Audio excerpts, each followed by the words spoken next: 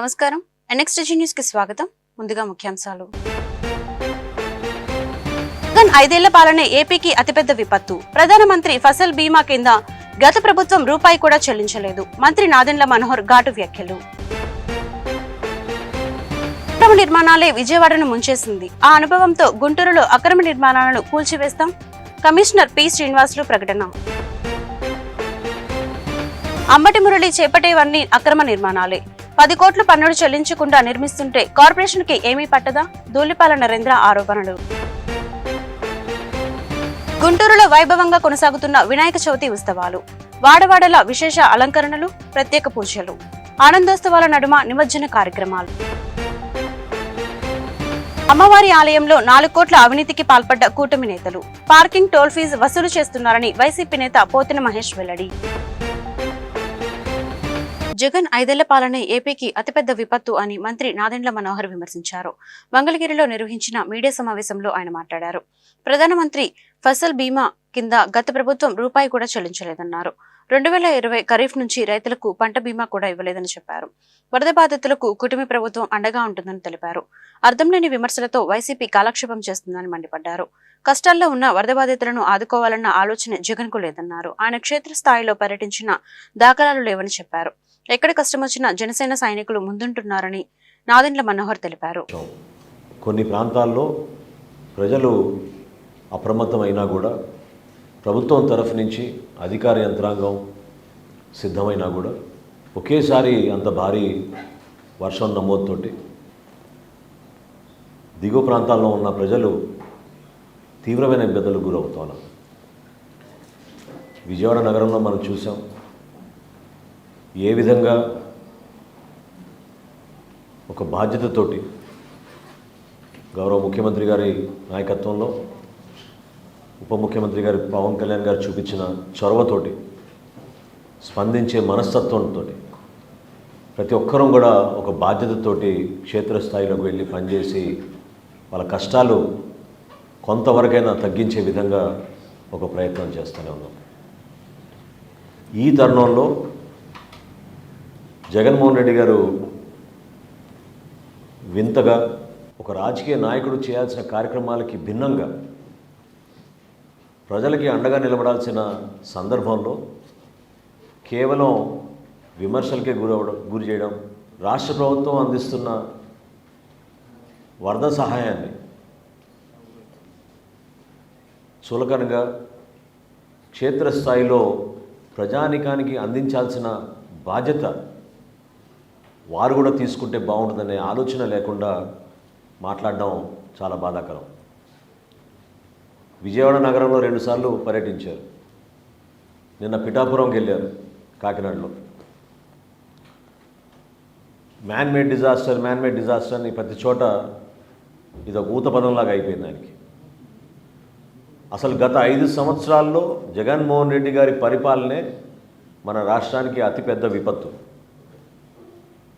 ఊహించని విధంగా వీళ్ళు వ్యవస్థలు నాశనం చేసి కనీసం ఇరిగేషన్ శాఖ పైన క్షేత్రస్థాయిలో ఉన్న వ్యవస్థలపైన అధ్యయనం చేసుకుని బడ్జెట్ అలొకేషన్లు కూడా చేయకుండా సర్వనాశనం చేసిన జగన్మోహన్ రెడ్డి గారు ఈ రోజున అధికారంలో ఉన్న కూటమి ప్రభుత్వం కేవలం 3 నెలలు అయింది మేము అధికారంలోకి వచ్చి. గన్నవరం విమానాశ్రయం అభివృద్ధిపై ప్రత్యేక దృష్టి పెడతామని కేంద్ర పౌర విమానయాన శాఖ మంత్రి రామ్మోహన్ నాయుడు తెలిపారు. గన్నవరం విమానాశ్రయంలో అప్రోచ్ రహదారిని విజయవాడ ఢిల్లీ ఇండిగో సర్వీస్ ను ప్రారంభించిన అనంతరం ఆయన మాట్లాడారు. 3 నెలల్లోనే 4 కొత్త సర్వీసులు ఏర్పాటు చేసుకున్నామన్నారు. అక్టోబర్ 27న విశాఖ టు ఢిల్లీకి సర్వీస్ ప్రారంభించినట్లు చెప్పారు. షార్జాకు ప్రస్తుతం సర్వీసులు నడుస్తున్నాయని పేర్కొన్నారు. దుబాయ్, సింగపూర్ కు విస్తరించనున్నట్లు చెప్పారు.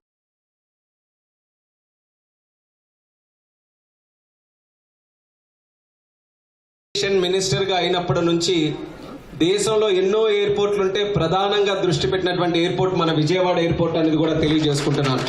దానికి కారణం చంద్రబాబు నాయుడు గారు, పవన్ కళ్యాణ్ గారు ప్రత్యేకంగా వాళ్ళు కూడా చెప్పి ఈ విజయవాడ ఎయిర్పోర్ట్ని మనం డెవలప్ చేసుకోగలిగితే, ఈ కనెక్టివిటీని దేశంలో ఉన్నటువంటి ప్రతి నగరానికి మనం అందించగలిగితే మన క్యాపిటల్కి ముందుగా చాలా మంది వస్తారు, తద్వారా మన రాష్ట్రం కూడా అభివృద్ధి చెందడానికి అవకాశం ఉంటుందని వాళ్ళు ఒక డైరెక్షన్ ఇచ్చిన తర్వాత ప్రత్యేక దృష్టి పెట్టి, నాకు తెలిసి ఈ 3 నెలల్లో ప్రభుత్వాలు ఏర్పాటైన 3 నెలల్లో ఏ ఎయిర్పోర్ట్ నుంచి కూడా 4 కనెక్షన్లు మొదలై ఉండవు. అది కేవలం మన విజయవాడ నుంచే మొదలైందని కూడా తెలియజేసుకుంటున్నాను. ఇది అంతం కాదు, ఆరంభం మాత్రమే. వచ్చే నెల మరొక కనెక్షన్ కూడా విజయవాడ నుంచి విశాఖపట్నంకి మరొకటి మనం స్టార్ట్ చేయబోతున్నాం.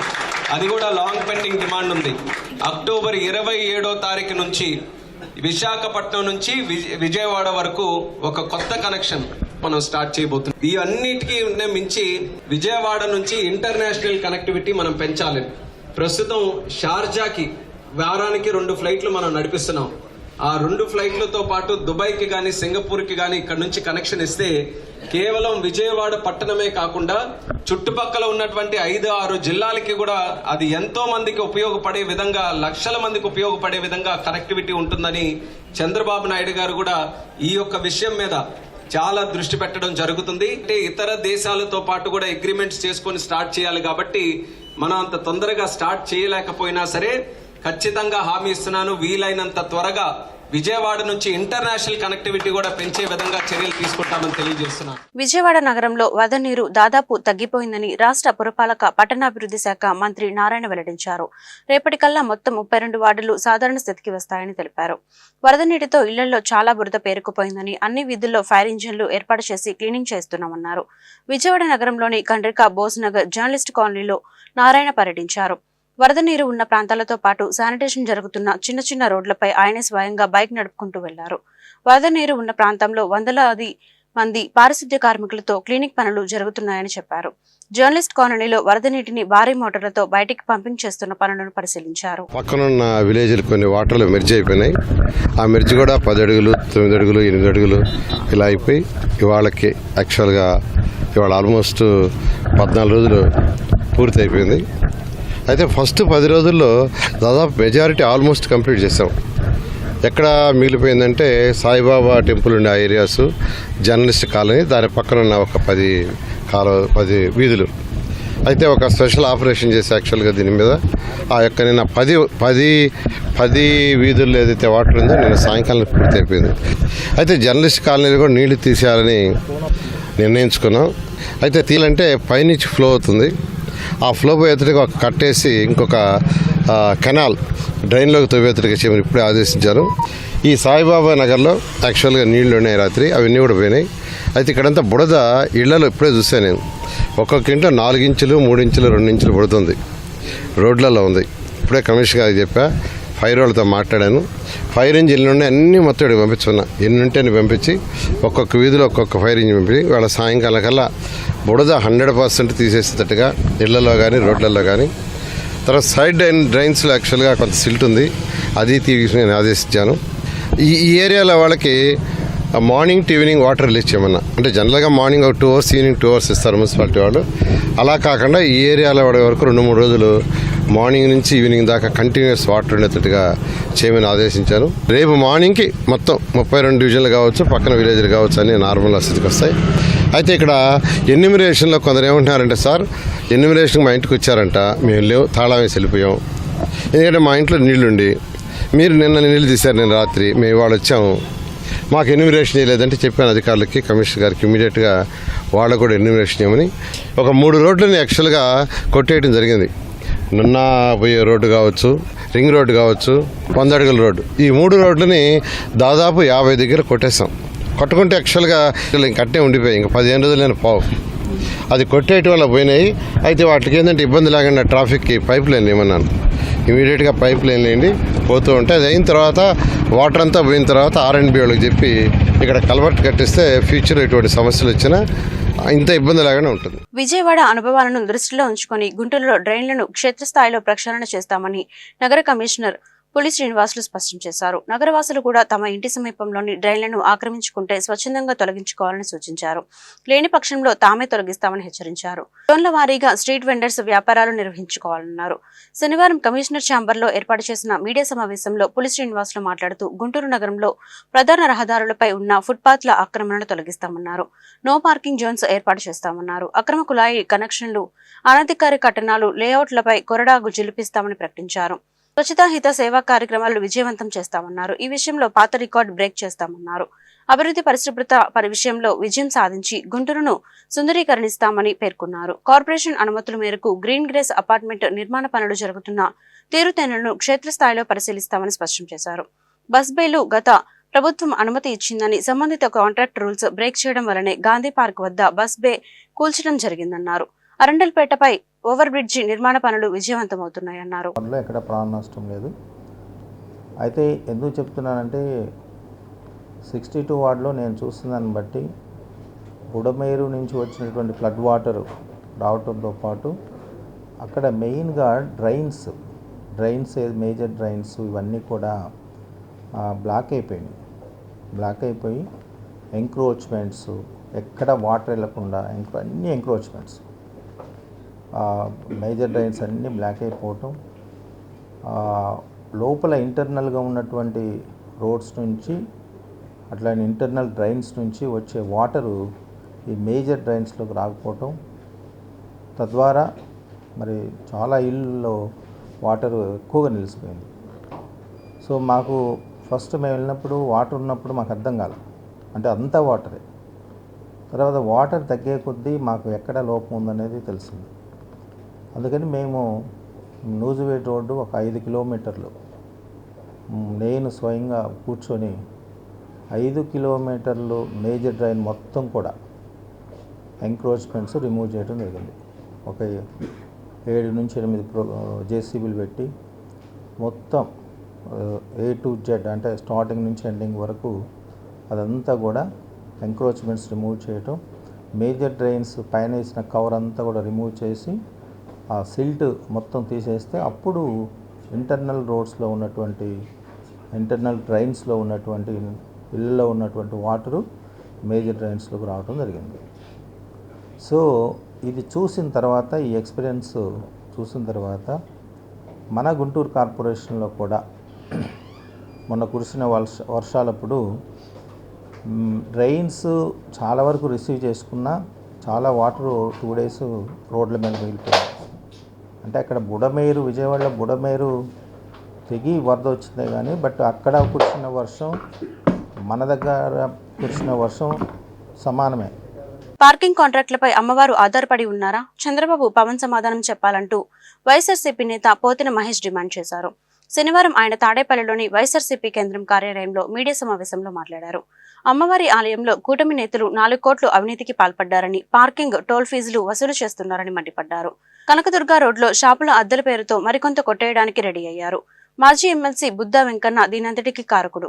దేవాదాయ అధికారులను బెదిరించి జీవోలు శాఖ జారీ చేయించుకుంటున్నారు. కాంట్రాక్టు పూర్తయితే మళ్లీ 10% పెంచి సదరు కాంట్రాక్టు ఇవ్వాలి. 2 కోట్లకు పైగా సొమ్ము కాంట్రాక్ట్ నుంచి ఎందుకు తీసుకోలేదు?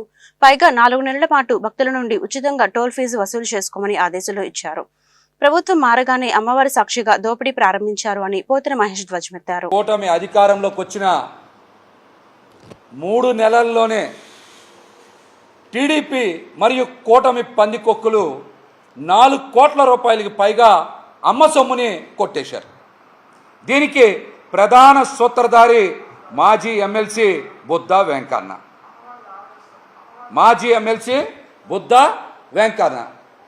ఒకటి, పార్కింగ్ కాంట్రాక్టులో అసలు 6 నెలల పాటు ఎటువంటి కాంట్రాక్ట్ రుసుము అమ్మవారి ఆలయానికి చెల్లించకుండా ఫ్రీగా భక్తుల దగ్గర నుంచి పార్కింగ్ ఫీజు, టోల్ ఫీజు వసూలు చేసుకోమని కోట్ల రూపాయలు అమ్మవారి భక్తుల దగ్గర నుంచి కొట్టేయడానికి నిన్ననే 9వ తారీఖున ఒక ఆర్డర్ ఇచ్చారు ఎండోమెంట్ కమిషనర్ గారు.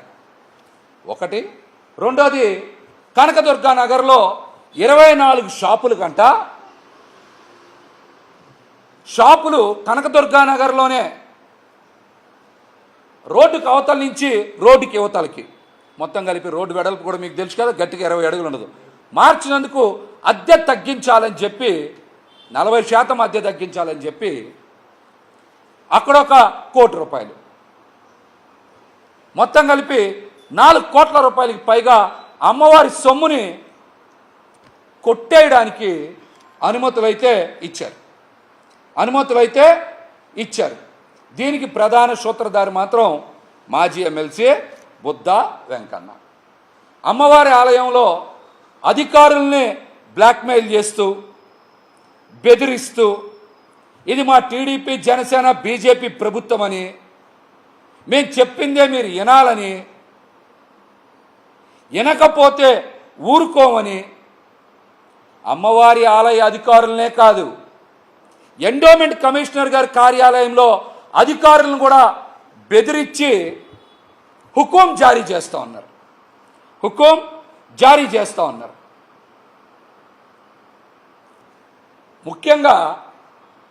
ముఖ్యంగా ఆలయ అధికారులు కూడా ఒక మాట చెప్పాలి. ఎండోమెంట్ అధికారులు కూడా, దేవాదాయ ధర్మాదాయ శాఖ అధికారులు కూడా ముఖ్యంగా ఒక విషయం చెప్పాలి. అమ్మవారు గుంటూరులోని నల్లచెరువు ప్రాంతం ఆధ్యాత్మికంగా కేంద్రకంగా విరాజిల్లుతుందని పశ్చిమ ఎమ్మెల్యే గల్లా మాధవి తెలిపారు. వినాయక చవితి ఉత్సవాలను ఈ ప్రాంత ప్రజలు కులమతాలకు అతీతంగా నిర్వహించుకోవడం హర్షణీయమన్నారు. గుంటూరు నల్లచెరువు 21, 22, 25 లైన్లలో ఏర్పాటు చేసిన వినాయక పందిలలో గణనాథులను ఎమ్మెల్యే దర్శించుకున్నారు. ఈ సందర్భంగా జరిగిన ప్రత్యేక పూజల్లో ఆమె పాల్గొన్నారు. ఎమ్మెల్యేను గణేష్ పందిల నిర్వాహకులు ఘనంగా సత్కరించారు. ఈ మేరకు ఎమ్మెల్యే గల్లా మాధవి మీడియాతో మాట్లాడుతూ ఆధ్యాత్మిక చింతనతోనే సమాజ వికాసం సాధ్యమన్నారు. మహాగణపతి ఆశీస్సులతో ప్రజల విఘ్నాలు తొలగిపోవాలని ఆకాంక్షించారు. అలాగే రాష్ట్రం సుభిక్షంగా ఉండాలని అభిలాషించారు. ఈ కార్యక్రమంలో 20వ డివిజన్ వైసీపీ అధ్యక్షులు షేక్ రబ్బానీ, మొహమ్మద్ రఫీ, కాసిం, వేణుబాబు, బాలకృష్ణ, శ్రీనివాసరావు, షంగన్నిసా తదితరులు పాల్గొన్నారు. అందరికీ నమస్కారం అండి. నల్లచెరువులోని 21, 22, 25లో ప్రతిష్ఠించిన వినాయక స్వామి విగ్రహాల దగ్గరికి రావడం జరిగింది. ఆ విఘ్న వినాయకుడి ఆశీర్వాదం అందుకోవడం జరిగింది. ఇక్కడ ప్రత్యేక పూజలు జరిపించి అన్నదాన కార్యక్రమాలు రేపు ఆదివారం పూట జరిపించబోతూ ఉన్నారు. ప్రతి ఒక్కరికి ఆ విఘ్న వినాయకుడి ఆశీర్వాదం కలగాలని, ఈ ప్రాంత ప్రజలందరూ సుభిక్షంగా ఉండాలని చెప్పి కోరుకుంటున్నాను. పూజా కార్యక్రమంలో భాగంగా నేను పాల్పంచుకున్నందుకు నాకు చాలా సంతోషంగా ఉంది. గణేష్ యూత్ ఫ్రెండ్ సర్కిల్ వారి చేత మన నల్లచెరువు 22వ లైన్లో 2వ వార్డు నందు గణేష్ నవరాత్రి ఉత్సవాలు గత 3 ఏళ్లుగా వరుసగా ఇలాగే నిర్వహించుకుంటూ ఉన్నాము. మరి ఈరోజు మన మేడం గారు, ఎమ్మెల్యే మేడం గారు గల్లా మాధవి గారు కూడా విచ్చేయటం జరిగింది. ఇలాగే ఘనంగా ప్రతి ఏటా కుల మత భేదాలు లేకుండా మేమందరం ఇలా గణేష్ నవరాత్రులు జరుపుకోవటం మాకు ఎంతో సంతోషంగా ఉంది. ఇలాగే కలిసికట్టుగా ఎన్ని రోజుల పాటు ఉంటాయి ఈ ఉత్సవాలు? ఇలాగే ఈ 9 రోజుల పాటు ఇలాగే జరుగుతుందండి. ప్రతిరోజు ఒక్కొక్క ఇంటి నుంచి మేము ముందే చెప్పుకుంటాం. పొన్నూరు వైసీపీ నాయకుడు అంబటి మురళీవి అక్రమ నిర్మాణాలని టీడీపీ ఎమ్మెల్యే ధూళిపాల నరేంద్ర ఆరోపించారు. గుంటూరులో నిర్వహించిన మీడియా సమావేశంలో ఆయన మాట్లాడారు. అనుమతులు లేకుండా మురళి బహుళ అంతస్తుల సముదాయం నిర్మిస్తున్నారన్నారు. 2015లో 15 అంతస్తుల కోసం ప్లాన్ దరఖాస్తు చేసుకున్నారని, ఇప్పటి వరకు కార్పొరేషన్ నుంచి ఎలాంటి అనుమతి రాలేదని చెప్పారు. అంబటి మురళి నిర్మాణాలపై కార్పొరేషన్ అధికారుల మౌనమెందుకు అని ప్రశ్నించారు. సుమారు 10 కోట్లు పన్ను చెల్లించకుండా నిర్మిస్తుంటే ఏమీ పట్టదా అని నిలదీశారు. అభ్యర్థిగా పోటీ చేసిన అంబటి మురళీకృష్ణ గుంటూరు నడిబొడ్డులో గ్రీన్ గ్రేజ్ అనే అపార్ట్మెంట్స్, హైరైజ్ అపార్ట్మెంట్స్ కడుతున్నాడు. ఆయన వందలాది మంది వినియోగదారుల యొక్క ప్రయోజనాలకి భంగం కలిగే విధంగా సరైన అనుమతులు లేకుండా గత ప్రభుత్వం తమ చెప్పు చేతల్లో ఉందని చెప్పి అడ్డగోలు నిర్మాణాలు, వాటిని వినియోగదారులకి మభ్యపెట్టి అమ్మటం అనేది గుంటూరు నడిబొడ్డులో మనం చూస్తూ ఉన్నాం. ఎందుకంటే 2015లో 2 సెల్లార్లు 5 ఫ్లోర్ల కోసం మొదటిసారి ఆ బిల్డింగ్ కోసం అనుమతి తీసుకున్నారు 2015లో. అలాగే 2017లో 15 ఫ్లోర్లు 2 సెల్లార్లు 1 స్టిల్ట్ కోసం పర్మిషన్ కోసం అప్లై చేయడం జరిగింది, రివైజ్డ్ ప్లాన్ కోసం. ఇవాళ 2024 ఈ రోజు వరకు కూడా ఆ రివైజ్డ్ ప్లాన్కి అనుమతి లేదు. ఈ రోజు వరకు కూడా దానిలో ఆయన 3 బ్లాకులు ప్రపోజ్ చేసి దాదాపు 15 లక్షల స్క్వేర్ ఫీట్ నిర్మాణానికి పనులు శ్రీకారం చుట్టారు. ఇవాళ మనం చూస్తూ ఉన్నాం, నిర్మాణాలు జరుగుతూ ఉన్నాయి. ఇక్కడ ఇంకొకటి ఏంటంటే, వెనకాల రైల్వే ట్రాక్ వెళ్తూ ఉంది. రైల్వే ట్రాక్ నుంచి వాళ్ళు మొదట ఏదైతే 2 సెల్లార్ల 5 ఫ్లోర్ల కోసం రైల్వే కోసం ఎన్ఓసి తీసుకున్నప్పుడు, రైల్వే వాళ్ళు ఎన్ఓసి ఎలా ఇచ్చారంటే రైల్వే ట్రాక్ నుంచి 75 అడుగుల దూరం వదిలిపెట్టి కట్టమని చెప్పారు. అది దేనికి? 2 సెల్లార్లు 5 ఫ్లోర్లకి 2015లో. ఇవాళ అది 15 ఫ్లోర్లు అయింది. 15 ఫ్లోర్లు అయితే దానికి ఇంతవరకు రివైజ్డ్ ఎన్ఓసి అనేది రైల్వే నుంచి లేదు. రైల్వే ఎన్ఓసి ప్రకారం 75 అడుగుల దూరం రైల్వే ట్రాక్ నుంచి వదిలిపెట్టి కట్టడానికి ఎన్ఓసి ఇస్తే ఆయన కార్పొరేషన్లో కేవలం 39 అడుగులు సెట్ బ్యాక్ మాత్రమే వదిలికట్టినట్టు మాకున్న సమాచారం. దానిలో రైల్వే ఎన్ఓసిలో స్పష్టంగా చెప్పారు, అనుమతులకు విరుద్ధంగా గనక మీరు కడితే ఎన్ఓసి క్యాన్సిల్ చేస్తామని చెప్పి. అదేవిధంగా కార్పొరేషన్ అధికారులు గత 5 సంవత్సరాల్లో వైకాపా ప్రభుత్వం ఉంది. కార్పొరేషన్ అధికారులు అందరూ కూడా ఆయనకి అడుగులు మడుగులు వచ్చారనేది స్పష్టమవుతా ఉంది. రైల్వే ఎన్ఓసికి భిన్నంగా నిర్మాణాలు ఎలా చేశారని చెప్పి మేము ప్రశ్నిస్తా ఉన్నాం. స్పష్టమైన ఆధారాలు మా దగ్గర ఉన్నాయి.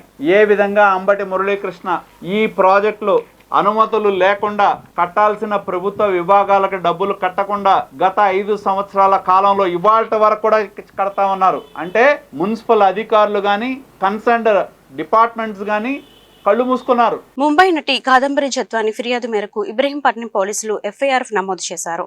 తనను అక్రమంగా నిర్బంధించి చిత్రహింసలకు గురిచేశారని తల్లిదండ్రులు న్యాయవాదులతో కలిసి ముంబై నటి శుక్రవారం పోలీస్ స్టేషన్ కు వెళ్లి ఫిర్యాదు చేశారు. దీంతో వైసీపీ నేత కుక్కల విద్యాసాగర్ పై 192, 211, 280, 220, 354, 467, 420, 469, 471 రెడ్ విత్ 120B సెక్షన్ల కింద కేసు నమోదు చేసినట్లు పోలీసులు తెలిపారు. ముంబై నటి శనివారం కూడా ఇబ్రహీంపట్నం పిఎస్ కు వెళ్లి కేసుకు సంబంధించిన వివరాలు అందజేశారు. గుంటూరు ఆరోగ్యహారం వాసవి యూత్ ఆధ్వర్యంలో 26వ శ్రీ అభయ గణపతి నవరాత్రోత్సవాలు అంగరంగ వైభవంగా కొనసాగుతున్నాయి. ఈ ఉత్సవాల్లో భాగంగా శుక్రవారం మహాగణపతి, లక్ష్మీ గణపతి అలంకరణతో భక్తులకు దేదీప్యమానంగా దర్శనమిచ్చారు. వాసవి యూత్ సభ్యులు 1,51,00,00,000 రూపాయలతో అభయ గణపతిని శోభాయమానంగా అలంకరించారు. లక్ష్మీ గణపతిని దర్శించుకునేందుకు భక్తులు బారులు తీరారు. బీజేపీ జిల్లా అధ్యక్షులు వనామ నరేంద్ర దంపతులు స్వామివారికి ప్రత్యేక పూజలు నిర్వహించారు. ఈ సందర్భంగా వనామ నరేంద్ర, టీడీపీ కార్పొరేటర్ బాబు, వాసవి యూత్ అధ్యక్షులు తూనుగుంట్ల నాగేశ్వరరావు మీడియాతో మాట్లాడుతూ ప్రతి సంవత్సరం గణపతి నవరాత్రోత్సవాలు అత్యంత ఘనంగా నిర్వహించుకుంటామని పేర్కొన్నారు. 10 రోజుల పాటు అభయ గణపతికి ప్రత్యేక పూజలు జరుగుతాయని పేర్కొన్నారు. 17వ తేదీన స్వామివారి నిమజ్జనోత్సవ ఊరేగింపు కార్యక్రమం నేత్రపర్వంగా జరగనుందని వెల్లడించారు. ఈ కార్యక్రమంలో వాసవి యూత్ కార్యదర్శి పువ్వాడ నాగ వెంకట నారాయణ, కోశాధికారి Shyam Sundar, programme committee chairman Ramu, TDP నాయకులు కొనకల్ల సత్యనారాయణ, XXX మినపగుళ్ళు అధినేత బుజ్జి తదితరులు పాల్గొన్నారు. భారత్ మాతాకి జై.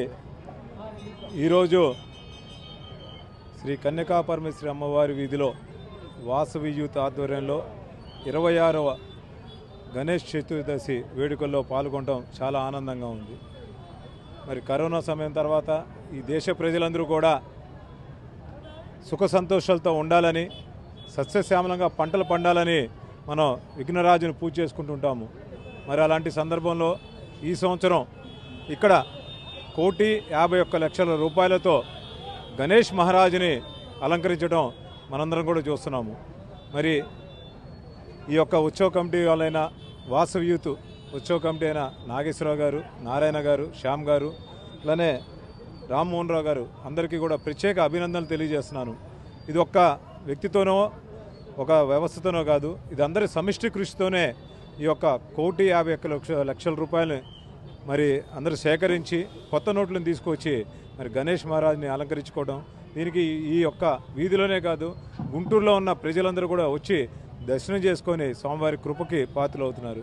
మరి రానున్న 5 సంవత్సరాలు కానీ రానున్న రోజుల్లో కూడా ఈ యొక్క ఆంధ్రదేశం అభివృద్ధి చెందుతున్న పాటు సస్యశ్యామలంగా పంటలు పండుతాయని, వ్యాపారాలు కూడా బాగుంటాయని కూడా మేము ఈ వినాయకునికి కోరుకుంటున్నాం. గుంటూరు నగరం ఆరగ్రహారంలోని కన్యకా పరమేశ్వరి అమ్మవారి దేవస్థానం ముందు వాసవి యూత్ వారి ఆధ్వర్యంలో 26వ సంవత్సర గణేష్ ఉత్సవ వేడుకలను అధ్యక్షులు తూనుగొండ నాగేశ్వరరావు గారు, అట్లాగే కార్యదర్శి మన పువ్వాడ నారాయణ గారి ఆధ్వర్యంలో అత్యంత వైభవంగా ఘనంగా జరుగుతూ ఉన్నాయి.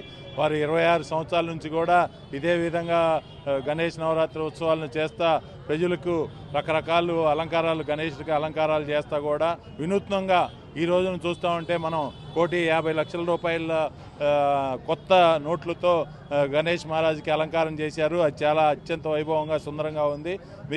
మనం కోరుకునేది కూడా ఒకటే, ఈ గణేష్ నాథునికి రాష్ట్రంలో ఎటువంటి ఆటంకం లేకుండా ప్రజలందరూ కూడా ఆయురారోగ్య అష్టైశ్వర్యాలతో ఉండాలని చెప్పి కోరుకుంటూ ఈ గణేష్ మహారాజ్కి అందరూ కూడా పూజలు చేసుకుంటూ వారి ఆశీస్సులు పొందాలని చెప్పి మీ పత్రికాముఖంగా వారందరినీ కోరుకుంటున్నాం. జై గణేష్ మహారాజ్కి. 26వ సంవత్సరం గణపతి నవరాత్రాలు ఈరోజు శుక్రవారం ధనగణపతిగా అలంకారం చేసుకోవడం జరిగింది. ఈ రూపాయి నుంచి 500 రూపాయల దాకా కాయ నుంచి రూపాయి కాయ నుంచి 20 రూపాయల కాయిన్ దాకా అలంకారం చేసుకోవడం జరిగింది. అలానే రేపు వనగణపతి అలంకారం, ఎల్లుండి ఆదివారం చాగ గణపతి అలంకారం, సోమవారం ఉదయం సామ్రాజ్య పట్టాభిషేకం, వసంతోత్సవం, 10,000 మందికి అన్నప్రసాద వితరణ భారీ ఏర్పాటు జరుగుతున్నవి. అలానే 17వ తారీఖు మధ్యాహ్నం 3 గంటల దగ్గర నుంచి స్వామివారిని 11 రకాల మంగళ వాయిద్యాలతో స్వామివారిని నిమజ్జన కార్యక్రమాలు వేడుకలు ఏర్పాటు జరుగుతున్నాయి. ఈ కార్యక్రమాలన్నింటికీ మా మెంబర్ సహకార బజారు వ్యాపార వర్తక సంఘాలతో అదిగాక ముఖ్యంగా ఈ కార్యక్రమాన్నింటికీ ప్రజల వద్దకు తీసుకెళ్తున్న ఎలక్ట్రానిక్ మీడియా, ప్రింట్ మీడియా వారికి మరియు ధన్యవాదాలు తెలుపు. ప్రకాశం బ్యారేజ్ గేట్ల వద్ద బోట్ల తొలగింపు ప్రక్రియ కొనసాగుతోంది. 4 రోజులుగా వీటిని వెలికితీసే ప్రక్రియ విస్తృతంగా సాగుతోంది. బేకం సంస్థ ఆధ్వర్యంలో వైజాగ్ చెందిన అబ్బుల బృందం ఈ పనులు చేపట్టింది. బ్యారేజీ వద్ద కృష్ణానదిలో 18 అడుగుల దిగువన 2 బోట్లు చిక్కుకున్నాయి. బోట్లు ఒకదానికొకటి లంకెపడి ఉండటంతో బయటకు తీయడం కష్టపూరితంగా ఉందన్నారు. శుక్రవారం సాయంత్రం బోట్లను కలిపి ఉన్న చిక్కుముడిని అబ్బుల బృందం విడదీసింది. బ్యారేజీ నుంచి 200 మీటర్ల దూరం వరకు బోట్లను పొక్లేరర్తో లాగేందుకు చర్యలు చేపట్టారు. బోట్లకు గొలుసులు కట్టి బ్యారేజ్ నుంచి లాగాలని ప్రయత్నిస్తున్నట్లు అధికారులు తెలిపారు.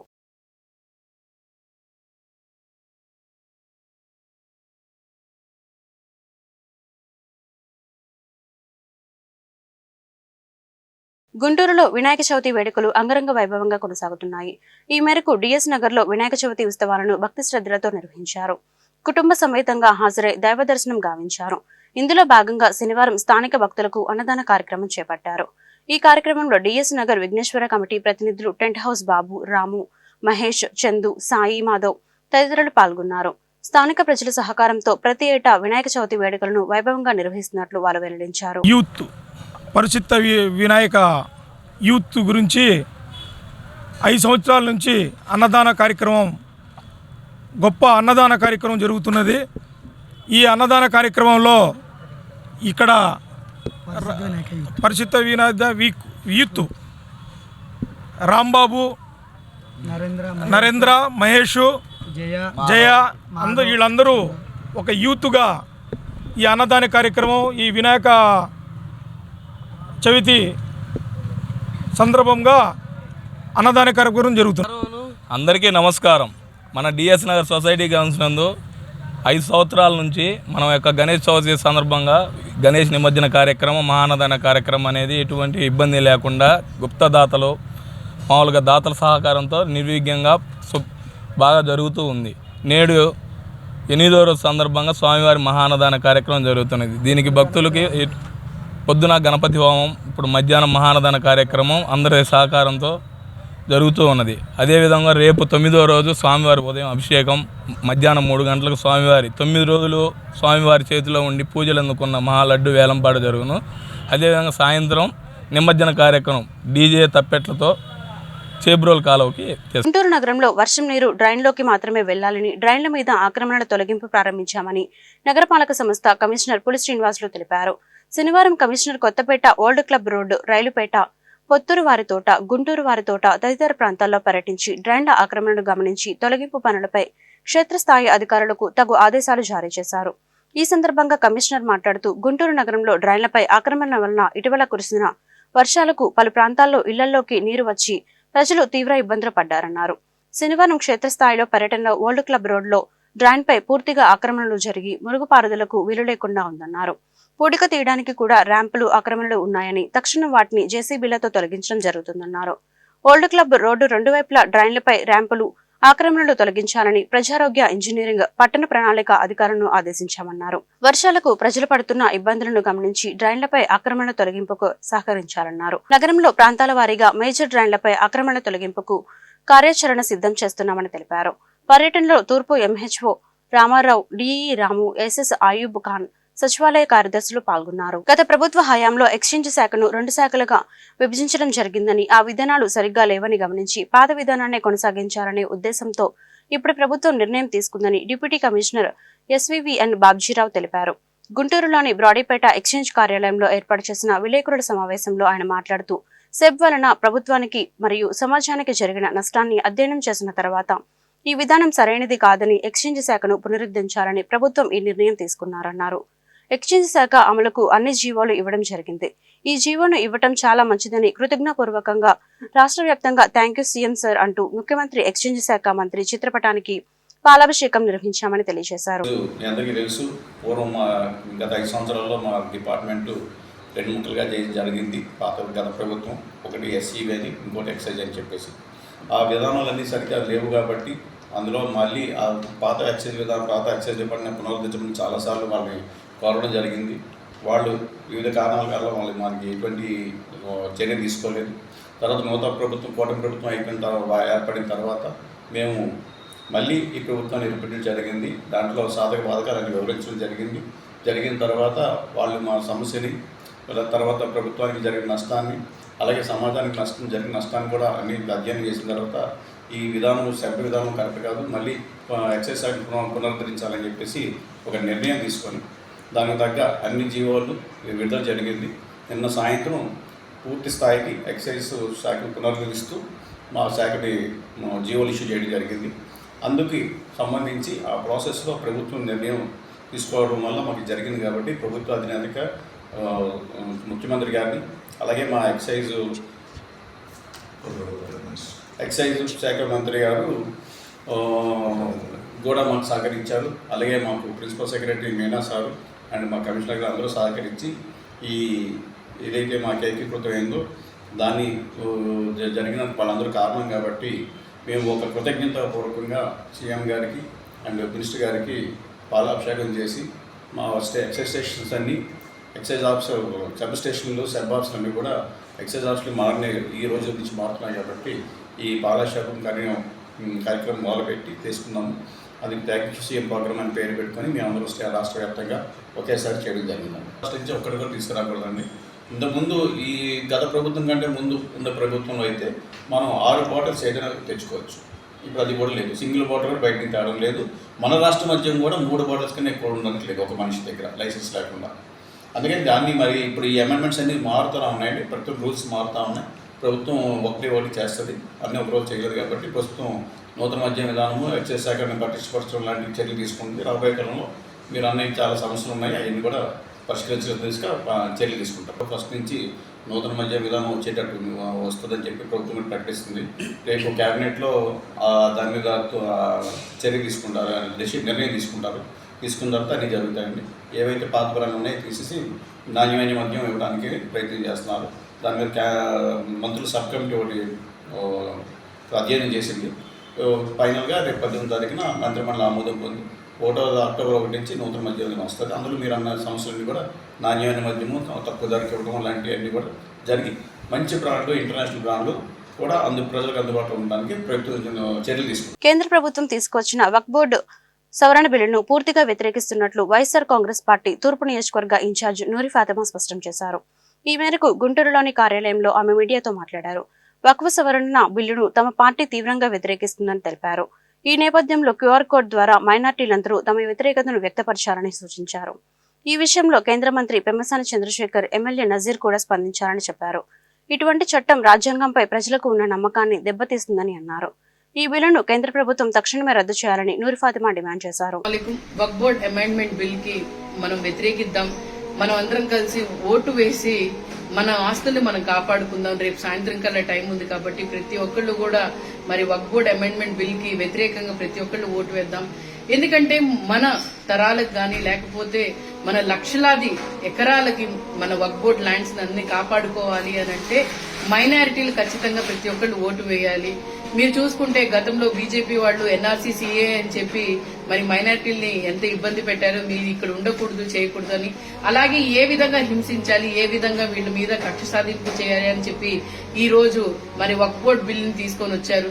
ఖచ్చితంగా ప్రతి ఒక్క ప్రభుత్వం ప్రతి ఒక్క చోట కూడా ప్రతి ఒక్క స్టేట్ లో కూడా ప్రతి ఒక్కళ్ళు వ్యతిరేకిస్తున్నారు. అలాగే బీజేపీ వాళ్ళు ఇక్కడున్న ఆంధ్రప్రదేశ్ లో కూటమి ప్రభుత్వం కూడా ఖచ్చితంగా దీన్ని వ్యతిరేకించాలి. వైఎస్ఆర్సీపీ మాత్రం ఖచ్చితంగా దీన్ని వ్యతిరేకిస్తుంది కూడా. అలాగే స్థానికంగా మీరు చూసుకుంటే గుంటూరు తూర్పులో, అలాగే గుంటూరు జిల్లాలో ఎంపీ గారు పెమ్మసాని గారు, అలాగే ఇక్కడ ఉన్న ఎమ్మెల్యే గారు నజీర్ గారు గతంలో ఒక మాట చెప్పారు, ఒకవేళ మైనారిటీ సోదరులకు ఏమైనా ఇబ్బంది వస్తే నేను ఉంటాను, ఒకవేళ మా వాళ్ళు ఏమైనా ఆమోదం తెలిపితే నేను రాజీనామా చేస్తానని చెప్పి చెప్పడం జరిగింది. ఖచ్చితంగా దీని గురించి మీరు మాట్లాడండి. మన ఆస్తులు కాపాడుకోవాలి, మన తరాల కోసం మన మసీదులు కట్టడానికి కానీ, లేకపోతే మీరు చూసుకుంటే మరి కబరస్థాన్ని కట్టడానికి ప్రతి ఒక్కళ్ళు కూడా మనకి మన భూములు ఉండాలి. ప్రతి ఒక్క కులానికి ప్రతి ఒక్క మతానికి వాళ్ళ భూములు ఉన్నాయి, వాళ్ళు అనుభవిస్తున్నారు. కానీ మన భూములు కాపాడుకోవాలంటే ప్రతి ఒక్క మైనారిటీ సోదరిమణులు ప్రతి ఒక్కళ్ళు ఏకమవుది. మరి ఈ బిల్లుకి మాత్రం ప్రతి ఒక్కళ్ళు QR కోడ్ స్కాన్ చేసి మీరందరూ కలిసి దీనికి ఓటు వేయండి. Guntur east YSRCP in charge. వార్తలు ముగించే ముందు ముఖ్యాంశాలు మరొకసారి. జగన్ 5 ఏళ్ల పాలనే ఏపీకి అతిపెద్ద విపత్తు. ప్రధానమంత్రి ఫసల్ బీమా కింద గత ప్రభుత్వం రూపాయి కూడా చెల్లించలేదు. మంత్రి నాదెండ్ల మనోహర్ ఘాటు వ్యాఖ్యలు. అక్రమ నిర్మాణాలే విజయవాడను ముంచేసింది. ఆ అనుభవంతో గుంటూరులో అక్రమ నిర్మాణాలను కూల్చివేస్తాం. కమిషనర్ పి శ్రీనివాసులు ప్రకటన. అంబటి మురళి చేపట్టేవన్నీ అక్రమ నిర్మాణాలే. 10 కోట్లు పన్నులు చెల్లించకుండా నిర్మిస్తుంటే కార్పొరేషన్ కి ఏమీ పట్టదా? ధూళిపాల నరేంద్ర ఆరోపణలు. గుంటూరులో వైభవంగా కొనసాగుతున్న వినాయక చవితి ఉత్సవాలు. వాడవాడల విశేష అలంకరణలు, ప్రత్యేక పూజలు, ఆనందోత్సవాల నడుమ నిమజ్జన కార్యక్రమాలు. అమ్మవారి ఆలయంలో 4 కోట్ల అవినీతికి పాల్పడ్డ కూటమి నేతలు. పార్కింగ్ టోల్ ఫీజు వసూలు చేస్తున్నారని వైసీపీ నేత పోతిన మహేష్ వెల్లడి. ఈ వార్తలు ఇంతటితో సమాప్తం. మరొక బులెటిన్లో మళ్ళీ కలుద్దాం. నమస్కారం.